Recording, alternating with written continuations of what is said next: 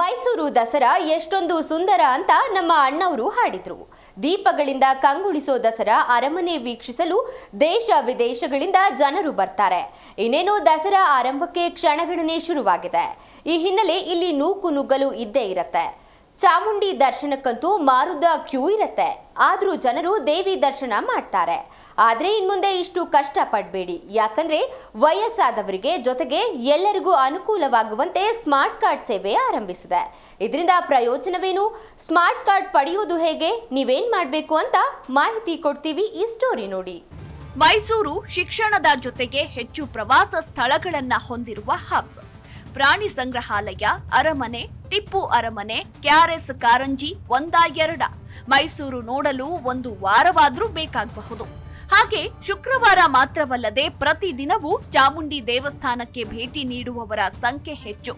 ಹಿರಿಯರು, ಕಿರಿಯರು, ಅಸುಗೂಸುಗಳು ಎಲ್ಲರೂ ಕ್ಯೂನಲ್ಲಿ ನಿಂತು ಎಷ್ಟೇ ಕಷ್ಟವಾದ್ರೂ ದೇವಿಯ ದರ್ಶನ ಪಡೆಯುತ್ತಾರೆ.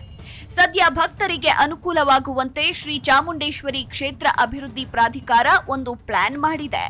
ಭಕ್ತರ ಸಂಖ್ಯೆ ಹೆಚ್ಚು ಮಾಡಲು ಜೊತೆಗೆ ಸುಖದಾಯಕ ದೇವಿ ದರ್ಶನ ಮಾಡಿಸಲು ಸ್ಮಾರ್ಟ್ ಕಾರ್ಡ್ ಪರಿಚಯಿಸಲು ಹೊರಟಿದೆ. ಚಾಮುಂಡಿ ದೇವಿ ಭಕ್ತರಿಗೆ ಗುಡ್ ನ್ಯೂಸ್.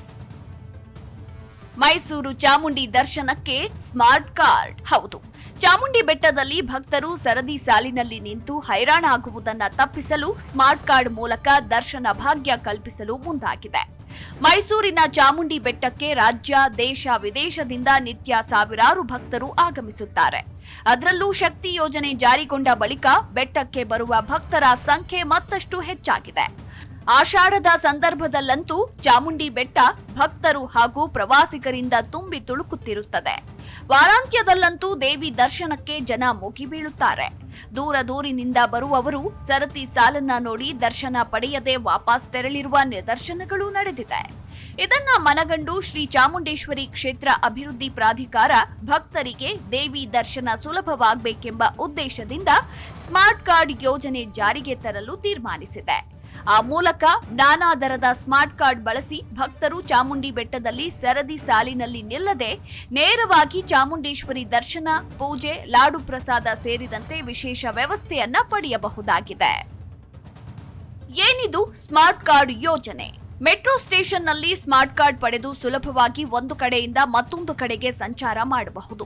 ಅದೇ ರೀತಿ ಚಾಮುಂಡಿ ಬೆಟ್ಟಕ್ಕೆ ಬರುವವರು QR ಕೋಡ್ ಬಳಸಿ ಸ್ಮಾರ್ಟ್ ಕಾರ್ಡ್ ಪಡೆಯಬಹುದು. ವರ್ಷದಲ್ಲಿ ಎಷ್ಟು ಬಾರಿ ಆದ್ರೂ ಬರಬಹುದು ಎಂದು ಕಾರ್ಡ್ನಲ್ಲಿ ನಮೂದಿಸಲಾಗಿರುತ್ತದೆ. ಅದರಂತೆ ಭಕ್ತರು ತಾವು ರಜೆ ಇದ್ದ ಸಮಯದಲ್ಲಿ ಚಾಮುಂಡಿ ಬೆಟ್ಟಕ್ಕೆ ಬಂದು ಯಾವುದೇ ಸರತಿ ಸಾಲಿನಲ್ಲಿ ನಿಲ್ಲದೆ, ನೂಕು ನುಗ್ಗಲು ಇಲ್ಲದೆ ಆರಾಮಾಗಿ ಚಾಮುಂಡೇಶ್ವರಿ ದರ್ಶನ ಪಡೆಯಬಹುದು. ದೂರದೂರಿನಿಂದ ಬರುವ ವಯಸ್ಕರು ಮತ್ತು ಮಕ್ಕಳು ಹೆಚ್ಚು ಕಾಲ ಸರತಿ ಸಾಲಿನಲ್ಲಿ ನಿಲ್ಲಲಾಗುವುದಿಲ್ಲ. ಹಾಗಾಗಿ ಪ್ರಾಧಿಕಾರ 4 ವಿವಿಧ ದರ ನಿಗದಿ ಮಾಡಲು ಉದ್ದೇಶಿಸಿದೆ. 12,000 ರೂಪಾಯಿ ನೀಡಿ ಸ್ಮಾರ್ಟ್ ಕಾರ್ಡ್ ಪಡೆದರೆ ವರ್ಷದಲ್ಲಿ 12 ಬಾರಿಯಂತೆ ಒಬ್ಬರಿಗೆ ದೇವಿ ದರ್ಶನ ಪಡೆಯಲು ನೇರ ಪ್ರವೇಶವಿರುತ್ತದೆ. ಪ್ರಸಾದವಾಗಿ ಒಂದು ಲಾಡು ನೀಡಲಾಗುತ್ತದೆ. ಇನ್ನು 25,000 ರೂಪಾಯಿ ಸ್ಮಾರ್ಟ್ ಕಾರ್ಡ್ ಪಡೆದ್ರೆ ಇಬ್ಬರು ವರ್ಷದಲ್ಲಿ 12 ಬಾರಿ ಬೆಟ್ಟಕ್ಕೆ ಬರಬಹುದು. ಅವರಿಗೆ 2 ಲಾಡು ಪ್ರಸಾದವಾಗಿ ಕೊಡಲಾಗುತ್ತದೆ. ಹಾಗೆ 50,000 ರೂಪಾಯಿ ಸ್ಮಾರ್ಟ್ ಕಾರ್ಡ್ ಪಡೆದ್ರೆ 5 ಜನರಿಗೆ ನೇರ ಪ್ರವೇಶವಿದ್ದು ತಲಾ 5 ಲಾಡು, ಅಭಿಷೇಕ ಹಾಗೂ ಪಂಚಾಮೃತ ಪ್ರಸಾದ ನೀಡಲಾಗುತ್ತದೆ. ಇನ್ನು 1 ಲಕ್ಷ ರೂಪಾಯಿ ಸ್ಮಾರ್ಟ್ ಕಾರ್ಡ್ ಪಡೆದ್ರೆ 10 ಜನರಿಗೆ ಪ್ರವೇಶವಿದ್ದು ಅಂದ್ರೆ ವರ್ಷದಲ್ಲಿ ಅವರ ಹೆಸರಿನಲ್ಲಿ ವಿಶೇಷ ಪೂಜಾ ಕಾರ್ಯ ನೆರವೇರಿಸಲಾಗುತ್ತದೆ. ಜೊತೆಗೆ ಪಂಚಾಮೃತ ಪ್ರಸಾದದೊಂದಿಗೆ ತಲಾ 10 ಲಾಡುಗಳನ್ನ ನೀಡಲಾಗುತ್ತದೆ. ಒಟ್ನಲ್ಲಿ ಶುಕ್ರವಾರವೇ ಚಾಮುಂಡಿ ದರ್ಶನ ಮಾಡಬೇಕು ಅಂತ ಹೊರಡೋ ಭಕ್ತರು ಸಾಲಲ್ಲಿ ನಿಂತು ಕಾಯೋ ಬದಲಾಗಿ ಸ್ಮಾರ್ಟ್ ಕಾರ್ಡ್ ಯೋಜನೆಯಿಂದ ದರ್ಶನದ ಭಾಗ್ಯ ಮತ್ತಷ್ಟು ಬೇಗನೆ ಆಗಬಹುದು ಅಂತ ಹೇಳಬಹುದು. Bureau report, G Kannada news. G Kannada news ಈಗ ನಿಮ್ಮ ಮನೆಯಲ್ಲೇ ನೋಡಿ. ಎಲ್ಲ ಕೇಬಲ್ಗಳಲ್ಲಿ ಈಗ ಲಭ್ಯ.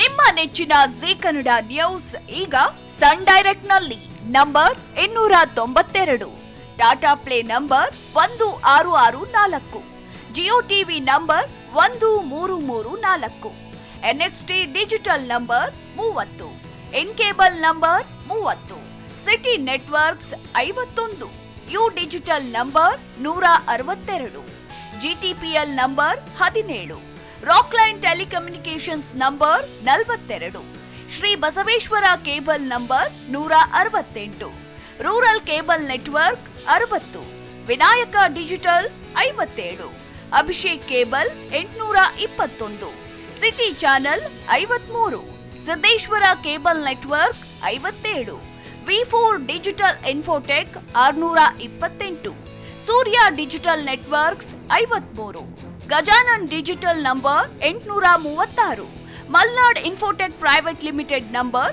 56, Metrocast number 830, Victory Digital number 167ರಲ್ಲಿ ನೋಡಿ ಆನಂದಿಸಿ.